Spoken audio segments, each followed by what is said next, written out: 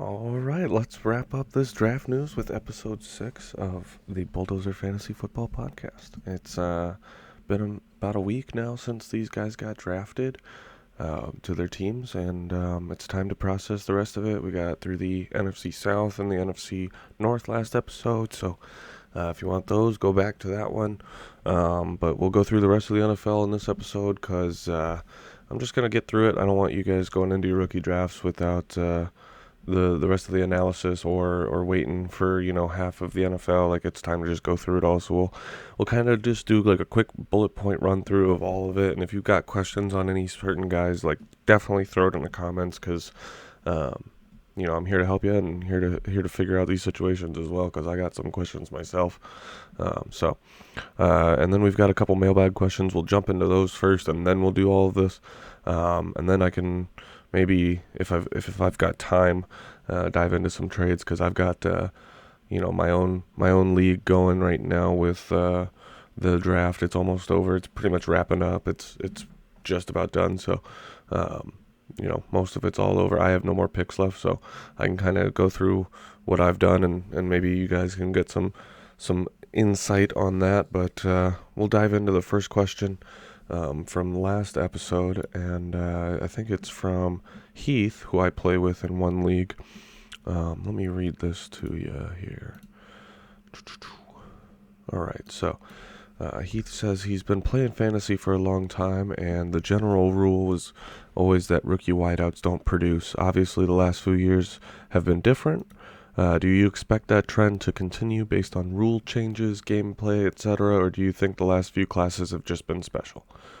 I personally think that it's a combination of a couple things. Obviously, I think the last few classes have been special, but I also think it's, the NFL is just absolutely changing with what it does.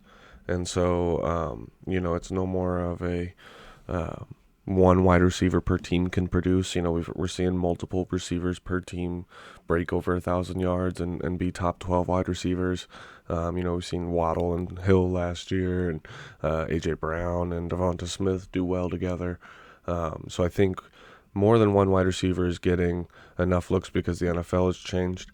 And then also, the bar is just set lower because what we were used to when we used to play, because you said you've been playing fantasy a long time, and I know I have too. Like, what we're used to is one wide receiver producing, and that being the go-to guy. I remember when like D-Hop first started. Like, I don't. I guess AJ or Johnson was there. Andre Johnson was there, but regardless, really one wide receiver used to be the motto for teams, and now it's kind of, you can have two and even sometimes a third option and a high passing option because we're having more passing yards.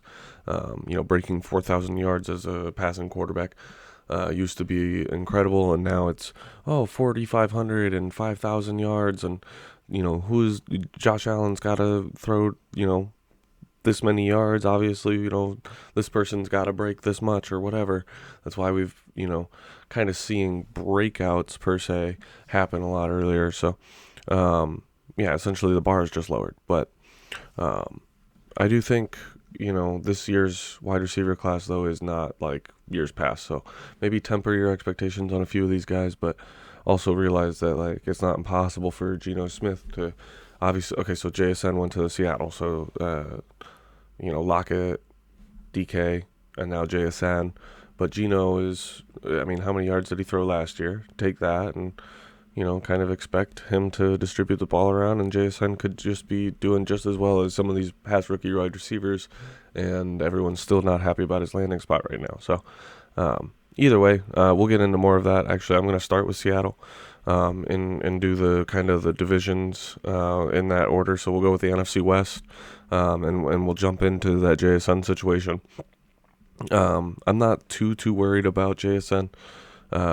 With DK, I think Lockett's 31 years old now and kind of on his way out. So I truly expect him to be the Lockett replacement, with DK kind of stretching the field and JSN work in the middle of it and allowing Geno to kind of keep progressing in what he did last year. So, and then also the Seahawks took Charbonnet, which I know a lot of people are upset about. I personally am not happy with my Walker share right now in the one league that I have Walker, because he was kind of he did really well last year for a rookie, and I was hoping that he would continue to grow, but I think the Seahawks were looking for more of a reliable bruiser style back, and they definitely got that with Charbonnet. So not only does it hurt Walker, it also hurts Charbonnet, and you can't, I mean, NFL is going to two-back systems, so yes, it is like there's the possibility that both of them are still productive enough for fantasy, but not with the ceiling that they both would have had if they were to operate alone.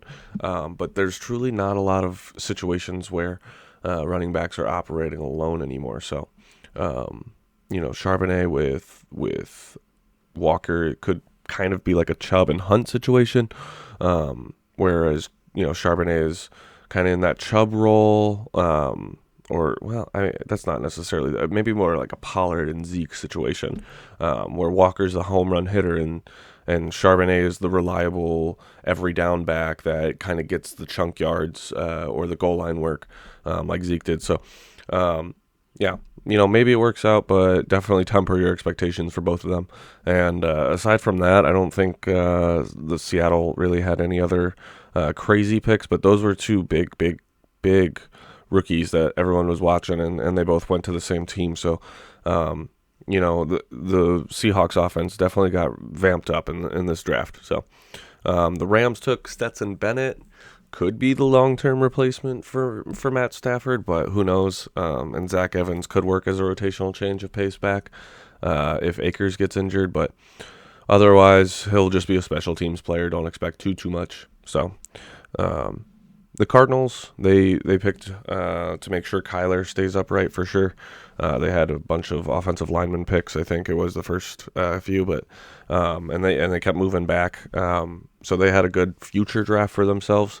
But the tea leaves right now are not too good for Kyler, because they did get a lot of future draft capital.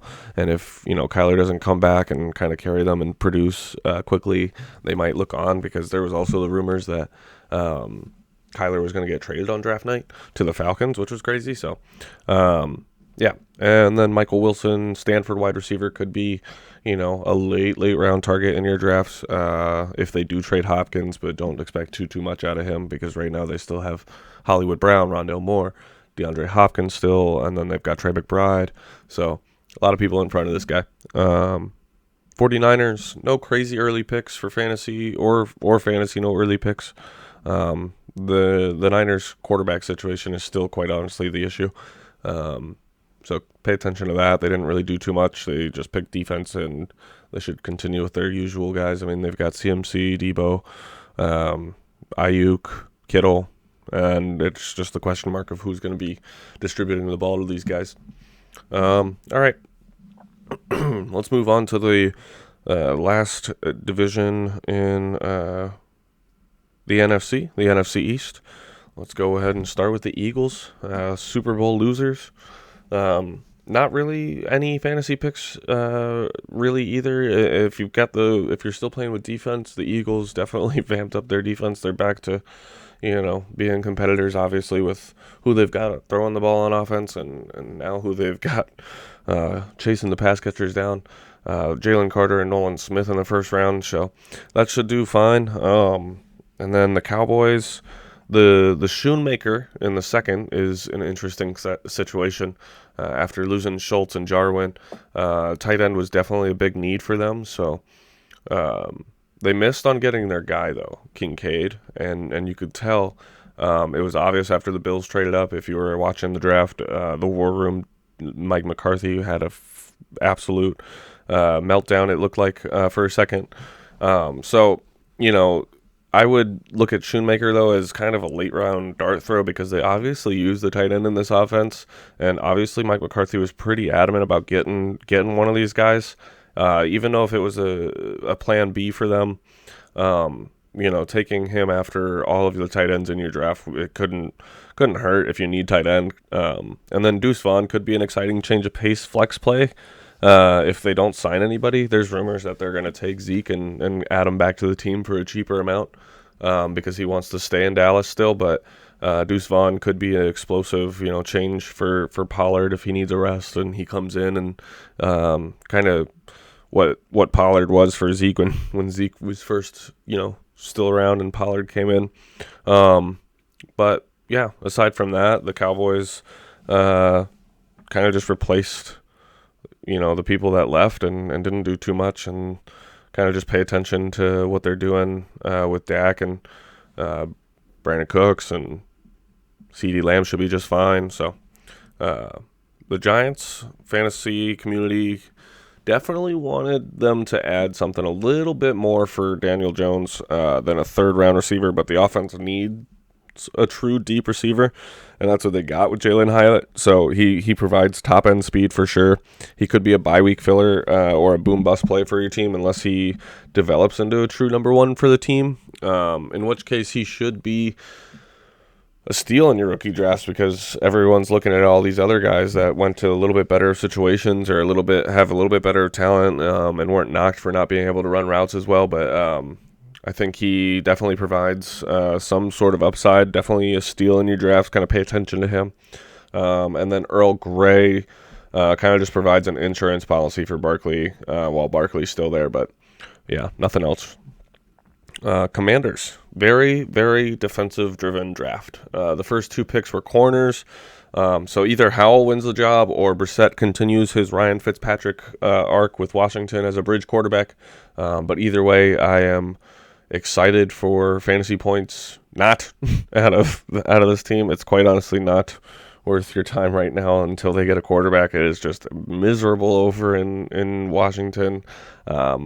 But, I kind of expected them to look to next draft to kind of find their person and kind of give Howell a shot. So we'll see what happens. We'll see if anything develops out of that guy. But for right now, it's going to be a run-first offense, defense-driven, kind of no fantasy points, really exciting things going out of there. But who knows? So let's get on to the AFC. Keep it moving. We'll just dive into the AFC North. So you've got the Ravens with, unfortunately, drafting Zay Jones in the first round. All of those Rashad Bateman owners are hurting right now. And not only did they sign Odell while bringing, Lamar back, but they also brought in rookie Zay Flowers now, and you got Mark Andrews still. So Bateman is kind of pushed down my rankings for sure, and I would probably expect not too many exciting offers for him, so you can't really sell him either. You kind of have to hold on him too. So, and I'm not too pumped for Flowers to start unless the offense changes drastically to a more pass-heavy style, which it could with Todd Monken coming back into the NFL and directing the offense. And there's been rumors that they're going to be throwing for a lot of yards, and this is an entirely different offense and expect it. But who knows? We'll see. And once we see it, maybe it'll be exciting. But until then, you got to hold on Bateman. You got to hold on Zay Flowers. Still draft him, trust in the talent, and hope that the situation changes for the better. And then you've got the Bengals. Nothing crazy offensively. They're still the powerhouse on offense that they are. Chase Brown could be interesting because Mixon's interestingly not doing too hot this offseason with, P. Ryan is the only other guy there. So maybe Chase Brown is insurance policy for Mixon right now and could get some work. But the Bengals didn't do too much. The Steelers grabbed Darnell Washington. So if you thought he'd be used for anything other than a blocking tight end, I wouldn't be too excited because Darnell Washington is quite honestly now behind Pat Freiermuth. And Pat Freiermuth is going to be the pass catcher, it looks like, and Darnell Washington will be the blocking tight end, unless if something drastically changes. But everything else is just business as usual for the Bengals and the Steelers. And then the Browns added Cedric Tillman. Not too excited for him right now because he's got Amari Cooper, Elijah Moore, Donovan Peoples-Jones, David Bell. So it's a little crowded with Njoku there too, but the path to a number 2 receiver is there because they really haven't picked any of those guys to solidify that role. And he could be a surprise, I guess, come season. But aside from that, the Browns didn't really do too many offensive things either. They're still rolling with Deshaun Watson and what they've got with Chubb, but we'll see if Kareem Hunt gets re-signed there too, because there's rumors that might happen. All right, AFC South. This is an exciting division for sure. So we'll start with the Jaguars, the ones who didn't do too much. The other three teams kind of drastically changed their outlook for the future for sure. The Jags grabbed Brenton Strange in the second round. He could be Ingram's replacement because Ingram's on a franchise tag, if I do recall. And this team's coaching staff definitely uses tight end frequently. So could be an undrafted guy in your rookie drafts for you to plop on the taxi squad and just expect, maybe 3 years down the road something to happen. But they also picked Auburn back Tank Bigsby, so he could be a good complement to ETN. Could be a goal line back. Could be a nice bruiser, maybe like a one first and second down back, while you've got ETN operating as a pass catcher more so. I know this team wants to just get a little bit more dynamic, so who knows what happens. They don't really have anyone else behind ETN, so it is now Bigsby's job to lose, it looks like. So draft him in the second round and kind of be expecting, maybe a minor production, a flex fill-in, a running back fill-in for when you have injuries. And if anything happens to ETN, he is, sky's the limit. So either way, with how the NFL kind of starts to progress, I think Bigsby could be something to steal at the end. Anyways, let's move to the Colts. We've got Anthony Richardson, the biggest climber of all the offseason, goes number 4, and the third overall quarterback. So I think I said in an episode or two ago, whenever I was giving my quarterback rankings, I had C.J. Stroud, then Bryce Young, then Anthony Richardson. And I kind of the way I want to analyze the three of those quarterbacks right now for you is that, you have to put them into a tier. I think they're all in the same tier. I think they're all talented in their own way. I think they all bring something that will succeed in the NFL. I think each of them has a dynamic skill set that will allow for success. However, when you're drafting them, you have to look at your team and kind of analyze what you need. I don't think we're gonna have time maybe at the end of this episode because we've got a few teams to go through yet. But if you're looking at your team, because I got criticized for taking Stroud or Richardson over Stroud when Stroud is my number one quarterback, and I do still have Stroud as my number one quarterback. I think I've moved Anthony Richardson up to my 2, and then Young as my 3. But again, as a tier, they're all in the same tier, and I think Stroud is kind of a blend of the upside that Richardson has and the elite accuracy and the pedigree that Young has. And then I have Richardson as the elite upside and talent, but no real pedigree and proven, game time, essentially. And then you have Bryce Young, who is lacking the upside that Richardson has, but he has the pedigree and the game time and the elite talent and the accuracy and all of the other stuff. So I think they're all kind of a blend of each other, and what you need to do is assess what your team needs. So Richardson is obviously that moonshot. Stroud is a little bit more of that, blend of the moonshot with the comfortability and safe floor. And then you have Bryce Young as the safe floor, will be a franchise single caller for the Panthers probably. But I don't see elite fantasy upside in him unless if he progresses to be throwing for 5,000 yards a season. So, anyways, the Colts, I think, are also recognizing, and I think, you have to take into account the coaching staff that comes with these players, and also factor that into your decisions. So you've got Shane Steichen, who is now the coach for the Colts, who helped develop Herbert and Hurts. So now he gets his hands on the most athletic quarterback to ever test out of the combine. And what do you expect him to do? He's got elite arm talent, and the ability to score from anywhere on the field at any time. So now Shane Steichen, who's developed Herbert and Hurts into top elite quarterbacks, I guess I'm definitely a believer for sure. So anyways, aside from him, the Cam Jackson that was drafted, you've got Josh Downs, who could be a competent running mate for Pittman. But with Alec Pierce there and a rookie quarterback that definitely does need some development, I'm going to fade a rookie wide receiver that has others ahead of him right now and also has to develop himself, but we'll see what happens. Apparently, they've already got a good connection, so it could be a blossoming thing from the start. So the Texans have drafted C.J. Stroud, so my number one quarterback talent-wise. So if you need a quarterback who's safe but has that blend of upside, grab him. He should develop into a franchise signal caller for the Texans, but then you also have to look at the coaching staff. You got DeMeco Ryans, a first time head coach who is defensive driven. Traded a lot of future stuff for Will Anderson in the same draft that they took C.J. Stroud just a week ago.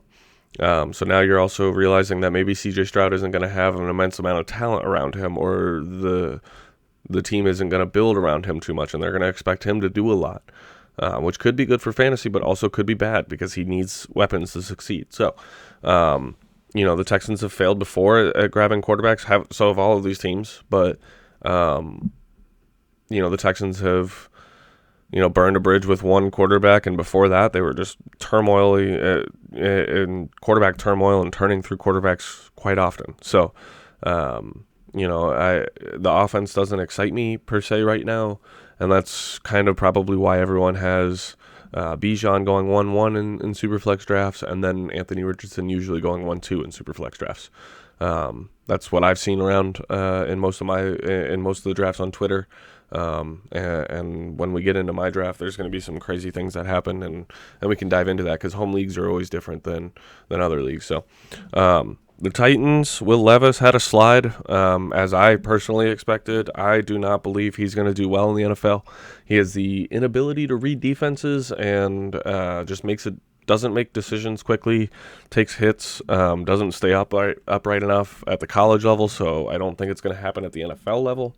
Now, if the Titans replace Tannehill with him, it probably won't be year one, probably won't be year two. He's going to sit and wait, and they said he's behind Malik Willis, so I am personally not excited with Will Levis, and I wasn't going into the draft, and the slide kind of confirmed that. So he does have big arm talent and decent accuracy, so maybe something happens, but maybe he develops and turns into a franchise signal caller for the Titans, but even then the offense doesn't excite me. So I've pushed him. I've pretty much taken him off my boards, and just let other people draft him because I am not excited for him. What is the upside? Mac Jones? That's ceiling. Ceiling is Mac Jones for Will Levis, and then floor is, Matt Leinart. I'm not excited. I don't know. Anyways, Tyjae Spears was also selected and could be viewed as a successor to Henry, but again, it's kind of when they have taken every other back in the last few drafts. It's just an insurance policy in case Henry needs a game or spelling on the field. I'm not too excited at all. And if you've followed reports about Tyjae's knee, he doesn't have an ACL apparently.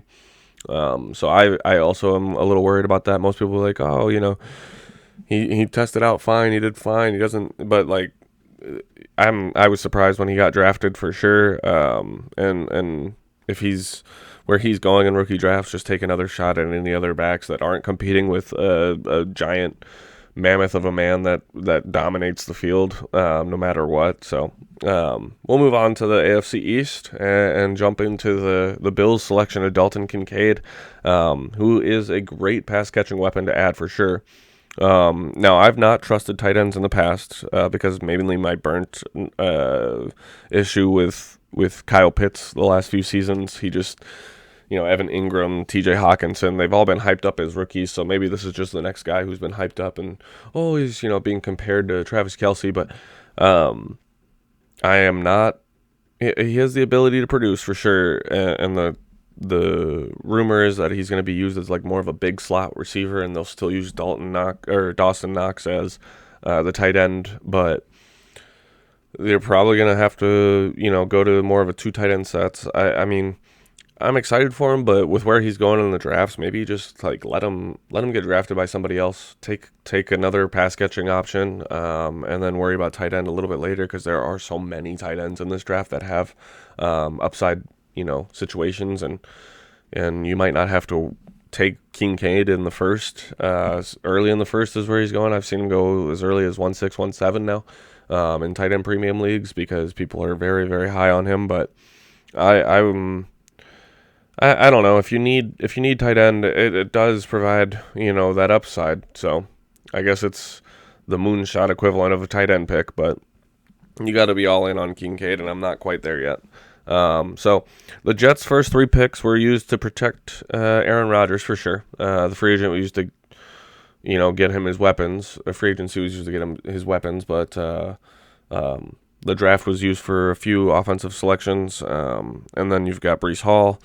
So Izzy Abandokonda, everyone was excited about him, but he's just probably going to be an insurance policy for the Jets now, and that's a little unfortunate. But it's still the Breece Hall backfield, so if you've got Breece, be excited because he's going to come back ready to go, and now he's got a better pass catcher, and everyone's got to worry about Garrett Wilson, and I expect big things from this offense now that they've got an MVP caliber quarterback throwing the ball around. So let's move on to the Patriots. We've got Keyshawn Boot. Big fall from grace for him. He was picked in the 6th, and I would probably just stash him on your taxi. Don't expect too much right now because he reminds me of Braylon Edwards in a way, which is not a good thing if you ever had a share of Braylon Edwards back in the day. Just kind of a very overhyped, big-bodied receiver, had an early breakout, but just didn't end up doing so hot. And yeah, who knows? Maybe he ends up doing well, but I don't expect him being favored in that Bill Belichick offense or team, because Belichick likes guys who, ready to go, always there, doing their job, and Keyshawn Boot kind of seems like he's just a little all over the place and just kind of, I don't know. Maybe he breaks out. We'll see. Everyone's got, their take on him. I was excited for him about a year ago, and now I'm definitely faded like everyone else on him. So the Dolphins had an exciting pick with Devin Achane going in the 3rd, which was probably the best scenario for him as a fantasy player.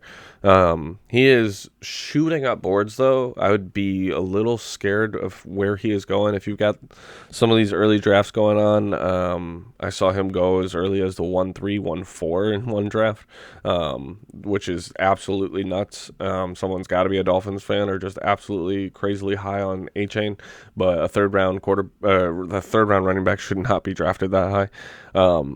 I'm excited for him, but again, if he falls only, 2nd round, I'm excited for him there. But I've seen him go, again, aggressively early, and he's still got guys like Raheem Mostert and Jeff Wilson ahead of him who are trusted by that staff, so I wouldn't expect him to break into too much of a role right away because he's got to learn the offense, and again, granted, the offense does utilize players, and he is one of those skill set players that could be utilized correctly. If utilized correctly, could be explosive, so we'll see what the Dolphins do. AFC West. You've got the Chargers. Quentin Johnson was the surprise pick, I think. He is a similar build to Mike Williams, and, Keenan Allen is the one who's going to be in the need of a replacement, but I'm assuming they just took him as their highest rated wide receiver and trusted their board because Johnson definitely provides big play potential. He's going to be the 3rd receiver until Keenan goes, but, he's an insurance to the offense, and without both top wideouts, last year they were injured frequently. Keenan Allen was off a field. Mike Williams was off a field. It was both at times, one at most often. So they've just added now a guy who can hopefully stay healthy and be able to perform. I don't expect him to push any of them off the field, but injuries to those guys are common. So I would think the offense is going to be more explosive for Herbert, so be excited for Herbert for sure.